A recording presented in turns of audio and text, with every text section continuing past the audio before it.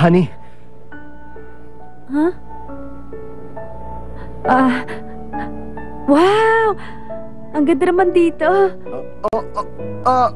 Oo, tama ka. Napakaganda nga.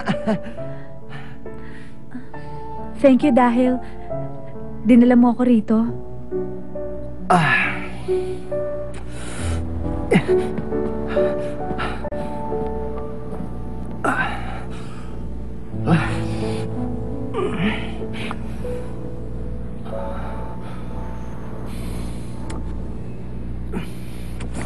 Pakasalan mo ako, honey.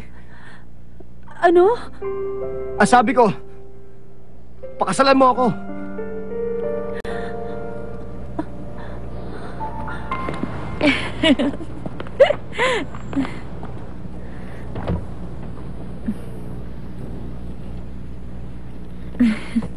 Bakit? Gamitin mo ang kamay mo. Yun ang sasabihin mo kung ako sani. Siguro nga.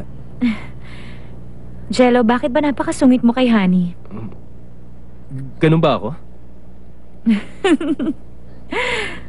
May pagka-weird kong iisipin. Pero, ang gusto ko maging masungit ka rin sa akin.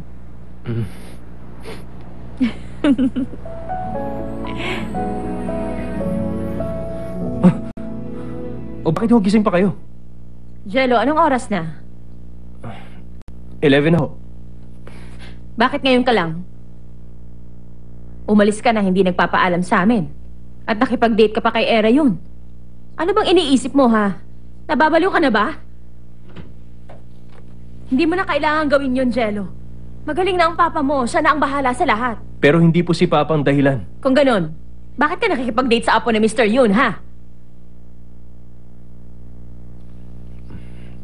Gusto niyo talaga malaman?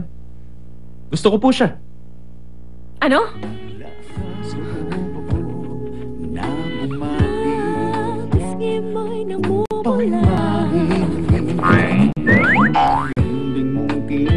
Si Jigo, nakakatawa. Hindi niya ako sinusungitan. Mabait siya. Mabuti naman. Good luck sa inyo. Honey, bakit mo siya tinitingnan ng ganyan? Sige na, kumain ka na. Yan si Jello, mukha lang matalino. Pero, wala talaga siyang alam. Ayaw niyang ilabas ang totoong nararamdaman niya eh.